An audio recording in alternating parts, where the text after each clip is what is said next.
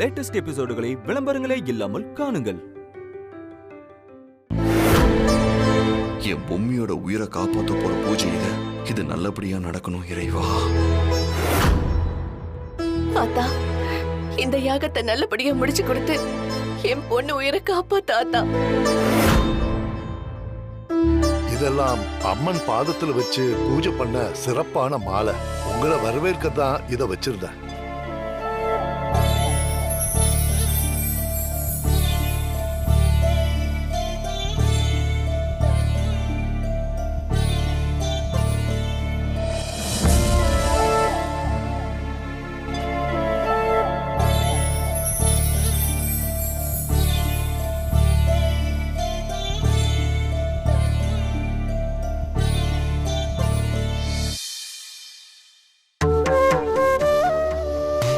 சித்ரா பௌர்ணமி அன்னைக்கு இந்த கோவில்ல காலடி வச்சதே ரொம்ப விசேஷம், புண்ணியமும் கூட. அதுவும் இல்லாம நீங்க சிறப்பான யாகத்தை இங்க பண்ண போறீங்க. இந்த யாகம் நல்லபடியா முடிஞ்சா உங்க எல்லாருக்குமே உடல் வளம் சிறக்கும், ஆரோக்கியம் மேலோங்கும், மகிழ்ச்சி பொங்கும். இந்த அம்மா ரொம்ப சக்தி வாய்ந்தவ. அதனால அம்மனை நல்லா வேண்டிக்கோங்க எல்லாரும்.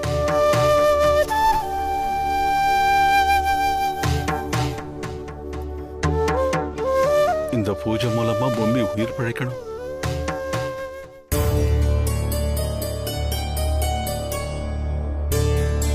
இதுல பொம்மியோட அம்மா யாரு?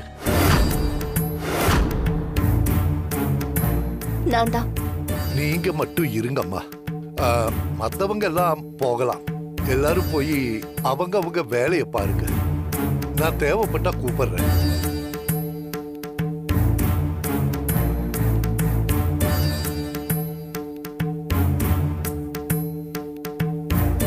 அந்த மகா தீபத்தை போய் ஏத்தி வைங்கம்மா.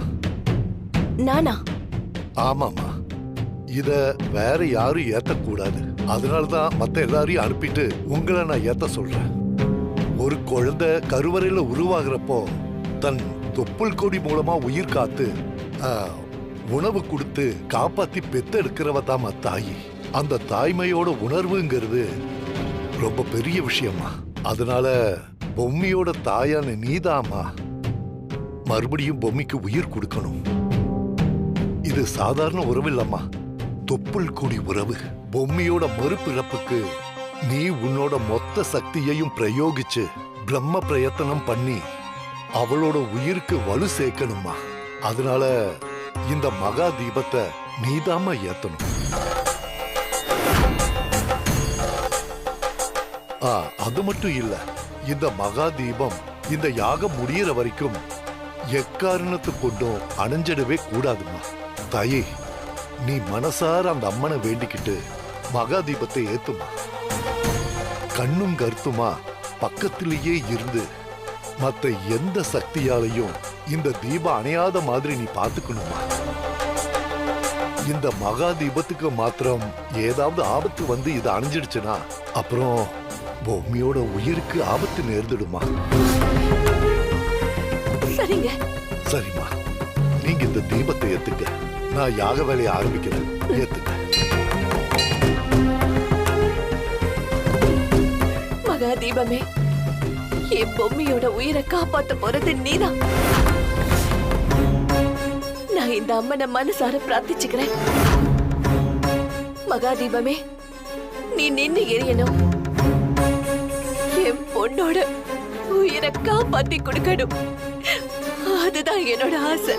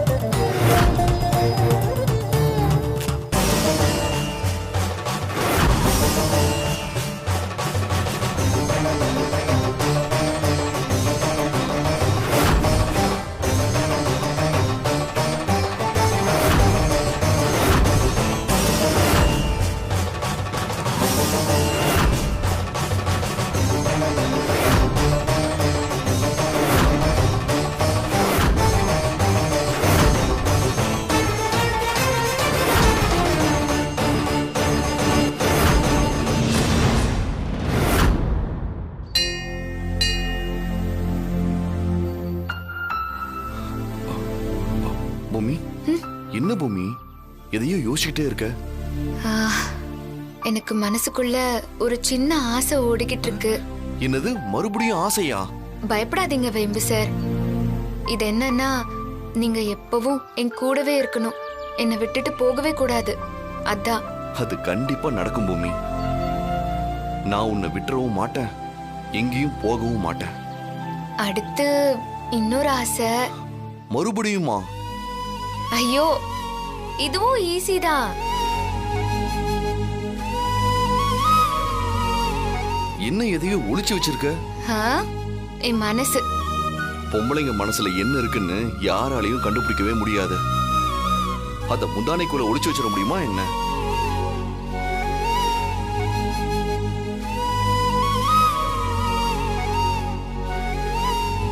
பொம்மி, என்ன இது கயிறு? இதுல ஒரு கயிறு உங்களுக்கா, இன்னொரு கயிறு எனக்கா. கட்டுங்க. எதுக்கு பொம்மி?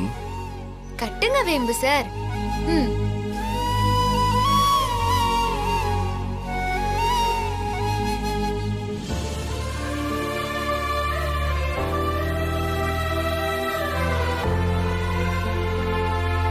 உங்க கைய நீட்டுங்க. கைய நீட்டுங்க வேம்பு சார். வர வர நீ டீச்சர் மாதிரி நடந்துக்கிற. எனக்கு ஸ்கூல்ல இருக்கிற ஃபீல் வருது பொம்மி. அமைதியா இருக்கணும் வேம்பு சார், இல்லைன்னா உதைப்பேன்.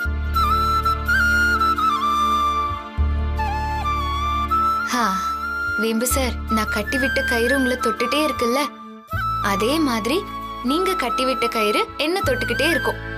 இப்படி ஒருத்தருக்கு ஒருத்தர் என்ன பிரியாம கூடவே இருந்துட்டே இருக்கும்னு அர்த்தம். ஆக மொத்தத்துல 2 பேருமே இந்த கயிறு மூலமா பிரியாம இருப்போம்.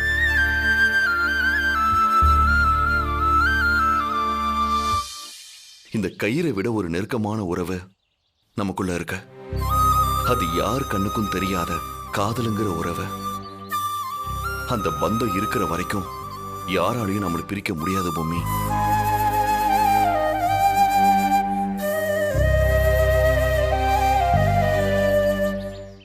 சார், ஐயா, நம்பூதிரி உங்களை கூப்பிடுறாரு. சரிங்க. சரிங்க பூமி, இரு நான் வந்துடுறேன்.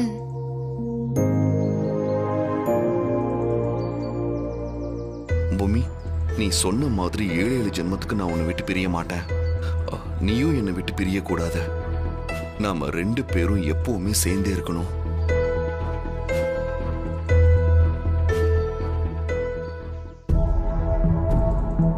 அம்மா சாவித்திரி, நீயும் தம்மனாவும் சேர்ந்து இந்த பூவை கட்டிடுங்கம்மா.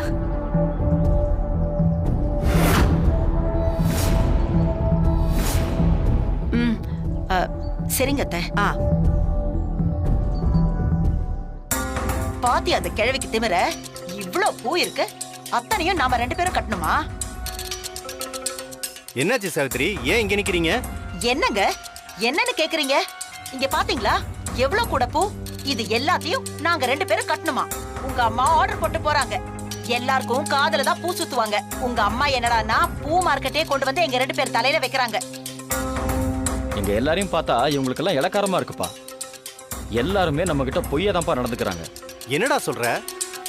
பின்ன என்னங்க, ஏதோ குடும்ப நன்மைக்காக யாகம் பூஜைன்னு நம்மள கூட்டு வந்தாங்க. வீட்டுல அப்படித்தானே சொன்னா சித்தார்த்து. ஆனா இங்க வந்ததுக்கு அப்புறம் எங்களை எல்லாம் என்னவோ சின்ன வேலையை பார்க்க விட்டுட்டு அந்த அதிரசக்காரியோட அம்மாவை கூப்பிட்டுட்டு மகாதீபத்தை ஏத்துங்கன்னு சொல்றாங்க. ஏன் அந்த மகாதீபத்தை ஏத்துற அளவுக்கு அந்த அம்மா பெரிய ஆள் ஆயிட்டாங்களா? நாங்கெல்லாம் எந்த விதத்துல அங்க குறைஞ்சு போயிட்டோம்? அத்தனை சொத்தையும் அந்த அம்மா பேர்ல எழுதி வச்சு கேவலப்படுத்துறது மட்டும் இல்லாம இப்பவும் கூட்டிட்டு வந்து கேவலப்படுத்துறாங்க. நாம எல்லாம் பூ கட்டுறதுக்கும் தட்டு தொடக்கிறதுக்கு தான் இங்க வந்தோமா? அதுக்குதான் நாங்க லாய்க்கா? இதெல்லாம் உங்க அப்பா பண்ற ஏடா கூட.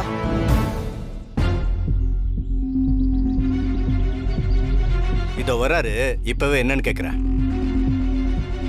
கோவிலா போச்சே, பூஜை நடக்குதே, எதுவும் கேட்க வேணாம்னு நினைச்சேன். வேற வழி இல்ல. இத பாருங்க, நீங்க இப்ப வாயை திறந்து கேட்கலன்னா வேற எப்பவுமே கேட்க முடியாது. இத பாருங்க, இத இப்பவே கேட்டே தீரணும். என்னடா பத்து, உனக்கு என்ன பிரச்சனை? பூக்கட்ட விடாம பேசிக்கிட்டே இருக்கியே. அப்பா, சும்மா ஏதாவது பேசி என்ன கூல் பண்ண நினைக்காதீங்க. எனக்கு இப்ப சில விஷயங்கள் தெரிஞ்சாகணும். என்னடா கோவில்னு கூட பார்க்காம இங்க வந்து கத்திக்கிட்டு இருக்க? சரிப்பா, கத்தல, அமைதியாவே கேக்குறேன். இந்த யாகம் எதுக்காக நடக்குது? யாருக்காக நடக்குது? எனக்கு அது தெரிஞ்சாகணும். நம்ம குடும்பத்துக்காக தான்டா. நம்ம குடும்பத்துக்காக நடக்குதுன்னா எதுக்கு அந்த பொம்மையோட அம்மாவை கூட்டு வந்து மகா தீபத்தை ஏத்த வச்சீங்க? பதில் சொல்லுங்க மாமா. நம்ம குடும்பத்துக்காக நடக்கிற பூஜை தானே.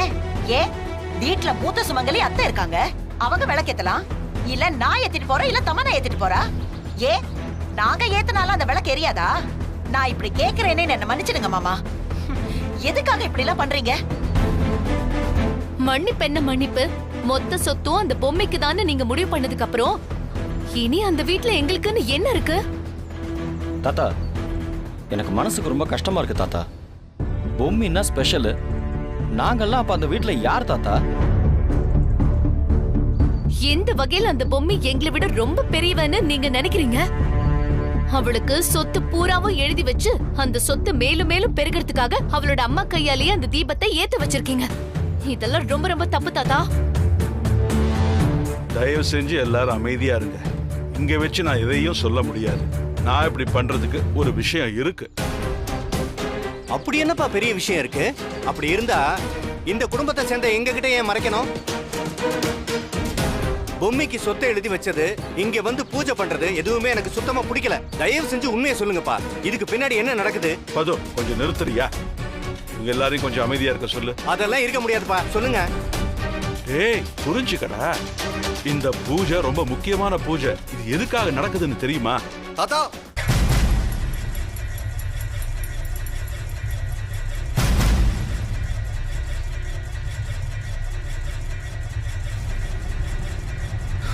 தாத்தா, என்ன தாத்தா? இந்த யாகம் எதுக்கு நடக்குதுன்னு உங்களுக்கு தெரியணும், அவ்வளவுதானே? நான் ஏற்கனவே சொன்னதுதான், இது நம்ம குடும்பத்தோட நன்மைக்காக தான் நடக்குது. சோ தேவையில்லாம நீங்களா கற்பனை பண்ணிக்கிட்டு இந்த யாகத்துல பிரச்சனை பண்ணணும்னு நினைக்காதீங்க. இந்த யாகம் நல்லபடியா நடந்தா அது முழுக்க முழுக்க நமக்கு தான் நல்லது. தயவு செஞ்சு கோஆபரேட் பண்ணுங்க. தாத்தா, வாங்க.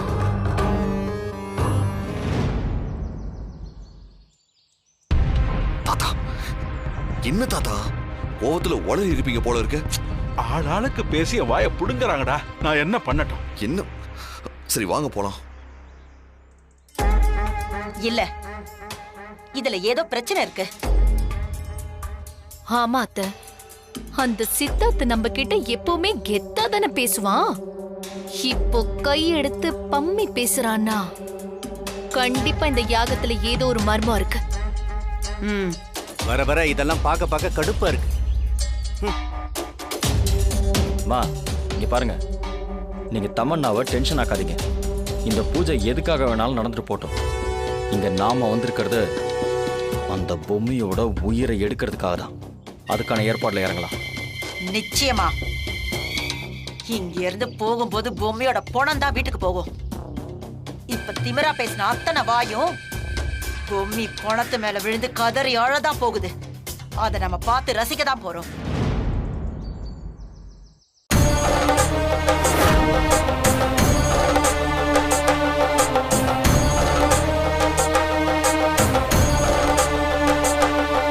சாமி கூப்பிட்டீங்களா? ஆமா, வெளியில இருக்கிற கோவில் குளத்துல இருந்து கொஞ்சம் தண்ணி கொண்டு வாமா, அம்மனுக்கு அபிஷேகம் பண்ணணும். சரிங்க சாமி.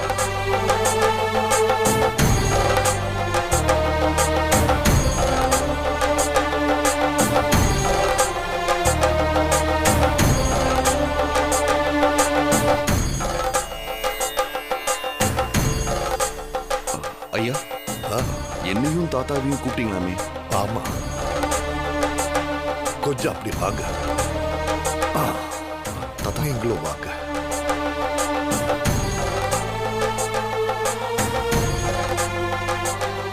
ஐயா, நீங்க கேட்டுக்கிட்டதால தான் இந்த யாகம் எதுக்காக நடக்குதுங்கிற விஷயத்தை பத்தி இது வரைக்கும் நான் யாருக்கிட்டையும் வெளிப்படையா சொல்லவே இல்லை. ஏன்னா இப்படி ஒளிச்சு மறைச்சு பூஜை பண்ணி எனக்கு பழக்கமே இல்லை. நீங்க ரொம்ப வேண்டி விரும்பி கேட்டுக்கிட்டதுனால தான் நான் இந்த யாகத்துக்கே ஒத்துக்கிட்டேன். உங்களை இப்படி ஒரு விஷயத்த பண்ண வச்சதுக்காக நான் உங்ககிட்ட மன்னிப்பு கேட்டுக்கிறேன். என்ன மன்னிச்சிடுங்க. எங்க குடும்பத்துல ஏகப்பட்ட பிரச்சனை இருக்கு. இப்ப கூட எங்கட சண்டை போட்டாங்க. யாகம் நல்லபடியா நடந்து முடிகிற வரை யாருக்கும் எதுவும் தெரிய வேண்டாங்கிறத நானும் சித்தார்த்தும் நினைக்கிறோம். அதுக்காகத்தான் உங்ககிட்ட இப்படி கேட்டுக்கிட்டோம். சரி சரி, இனி அதை பத்தி பேசி என்ன பிரயோஜனம்? அது நடந்து முடிச்ச விஷயம். ஆனா இனி நடக்க வேண்டியது இந்த யாகம் தான். இந்த யாகம் நல்லபடியா முடியறதுக்குள்ள எந்த ரூபத்திலையும் தடங்கள் வரலாம். அப்படிப்பட்ட தடங்கள் நேரும் போது இதோ எரிஞ்சுக்கிட்டு இருக்கே மகா தீபம், அதுதான் ஒரு எச்சரிக்கையா நமக்கு சகுனம் காட்டும். எப்படி சொல்றீங்க சாமி? ஏதாவது பிரச்சனை நேர போகுதுன்னு தெரிஞ்சா இந்த தீபம் அணைய போற மாதிரி சகுனம் காட்டும். அந்த நேரத்துல நாம் எல்லாரும் ரொம்ப எச்சரிக்கையா இருக்கணும். எக்காரணத்தை கொண்டோ இந்த தீபம் அணைஞ்சிடவே கூடாது. அதுதான் ரொம்ப ரொம்ப முக்கியம். அதே நேரம் நான் உங்ககிட்ட இன்னொரு விஷயத்தையும் சொல்றேன். இந்த கோவில்ல இருந்து ஒரு 500 அடி தூரத்துல கோவிலோட எல்லையை தாண்டி ஒரு குளம் இருக்கு. அதுக்கு இந்த பக்கம் ஒரு பிள்ளையார் கோவில் இருக்கு. இந்த பக்கமா பார்த்தா ஐயனார் சிலைகள் இருக்கு. இதுக்கு இந்த பக்கமா நீங்க வந்த வழி இருக்கு. இதத்தான் இந்த கோவிலோட எல்லையா வகுத்து வச்சிருக்காங்க. நாம நடத்துற யாகம் ஒரு சக்தியின் ரூபமா இந்த எல்லை எங்கும் பரவி நிற்கும். அது சூட்சும ரூபத்துல இருக்கிறதுனால அதை தாண்டி பொம்மியோட காலடி பட்டா நிச்சயமா அவ உயிருக்கு ஆபத்து உண்டாகும். அதனால எக்காரணத்தை கொண்டும் பொம்மி இந்த கோவிலோட எல்லையை தாண்டாம பாத்துக்க வேண்டியது உங்களோட பொறுப்பு. புரியுதா? கண்டிப்பா நாங்க பாத்துக்கிறோம் சாமி.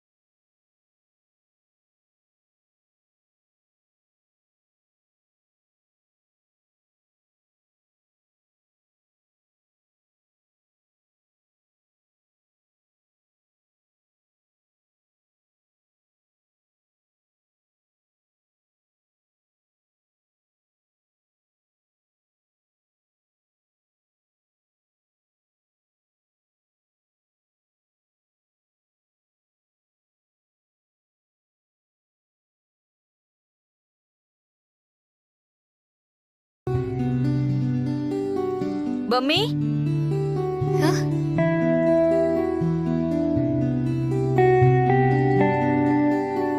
அத்தை, என்ன பொம்மி காலையிலேயே ரொமான்டிக் மூட்ல இருக்க போல இருக்கு? அதுவும் கோயில உட்கார்ந்து தனியா சிரிச்சிட்டு இருக்க. அத விடுங்க, உங்க காலுக்கு என்னாச்சு? அதுவா பொம்மி, நான் கார்ல இருந்து இறங்கும் போது கல்லு குத்திருச்சு. அதான் காலு கொஞ்சம் வலியா இருக்கு. ஐயோ, கல்லு குத்திருச்சுன்னா அப்படியே சும்மா சும்மா நடந்துட்டு இருக்கீங்க. அபிஷேகத்துக்கு தண்ணி கேட்டாங்க. அது குளம் கொஞ்சம் தள்ளிதான் இருக்கான். அதான் எடுக்க போறேன் பொம்மி. கல்லு குத்தின காலோட நீங்க போய் எப்படி தண்ணி எடுத்துட்டு வருவீங்க? குடுங்க, நான் போய் எடுத்துட்டு வரேன். ஐயோ பொம்மி, அதுக்கு ஏதாவது சொல்ல போறாங்க. அதுக்காக அடிப்பட்ட காலோட நீங்க போவீங்களா? சரி, நான் வேணா கொண்டு வந்து உங்ககிட்டயே தரேன். நீங்க தான் கொண்டு வந்ததா கொண்டு போய் கொடுங்க. நீங்க இங்கே இருங்க, 2 நிமிஷம் எப்படி தண்ணி கொண்டு வரேன்னு மட்டும் பாருங்க. கொடுங்க கொடுங்க.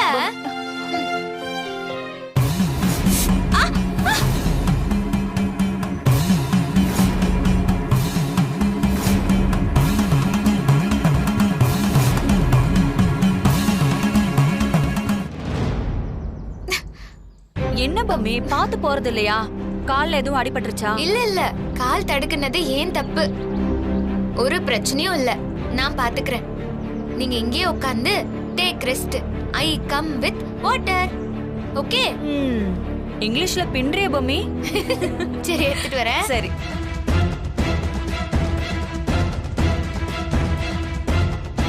இந்த கோவில்ல இருந்து ஒரு 50 அடி தூரத்துல ஐயனார் சிலைகள் இருக்கு. இந்த எல்லையை தாண்டி பொம்மையோட காலடி பட்டா நிச்சயமா அவன் உயிருக்கு ஆபத்து வரும்.